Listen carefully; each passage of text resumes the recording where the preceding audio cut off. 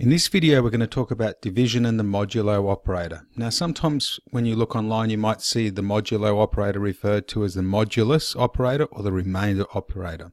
Now they're all valid names for the same thing. So we'll talk about division first.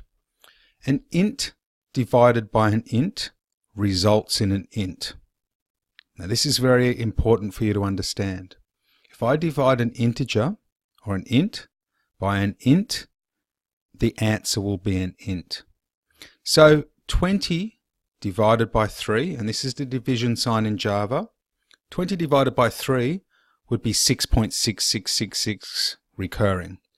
But if I divide 20 by 3 in Java, the result is going to be 6. It just lops off all of the decimal places because ints can't store decimal places. Likewise, 5 divided by 2 is 2.5.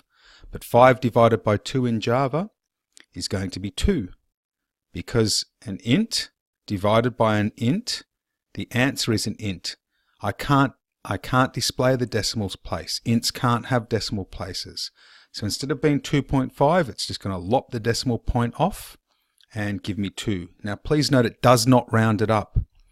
In this case where it's 6.6666, if I rounded it up it'd be 7, but that's not correct. It just chops all of the decimal points off, so the answer would be 6.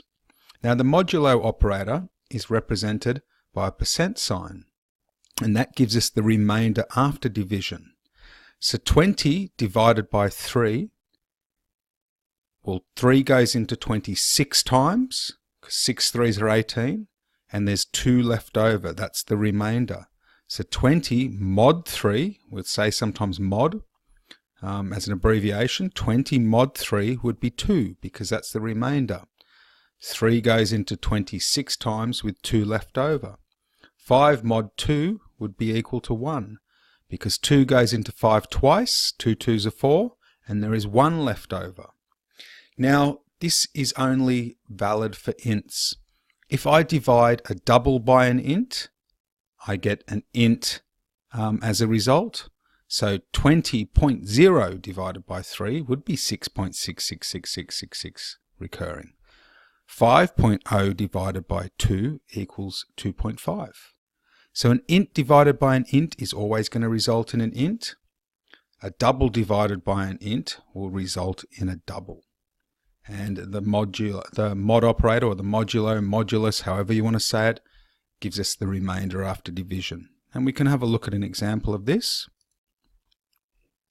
So I have here 2 examples, and you'll see sometimes if we use 2 forward slashes like this, that comments code out. That allows us to write comments in code. We'll talk about that more in coming videos, but whenever you do some complex code, you should always write a comment so that someone else who's reading your code, or even you, if you come back to your code in 6 months, you know what you were doing, what you were thinking, why you did something a certain way. So 2 forward slashes like that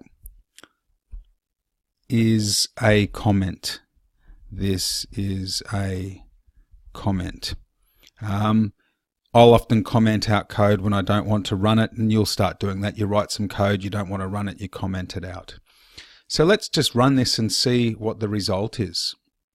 So I'm just going to compile this, and I'll have my terminal window open. And I will create a new instance of topic 3, and I will run my test division. And where's let's just minimize that. Here we go. So 15 divided by 2, well 2 goes into 15, the answer is 7.5, but you see we just get 7 because an int divided by an int is an int. 15 mod 2, well 2 goes into 15 7 times, 2 7s are 14, the remainder is 1. So 15 mod 2, the answer is 1. But here we go, 15 as a double divided by 2 is 7.5, and 15 mod 2 is 1.0. So we can use mod on doubles, things like that, but the important thing to take away, we divide an int by an int, we get an int. We divide a double by an int, we get a double, and we do get the decimal point here. Remember, this is not going to round it up. If we divide an int by an int, it just lops all of the decimal places off, and mod will give us the remainder.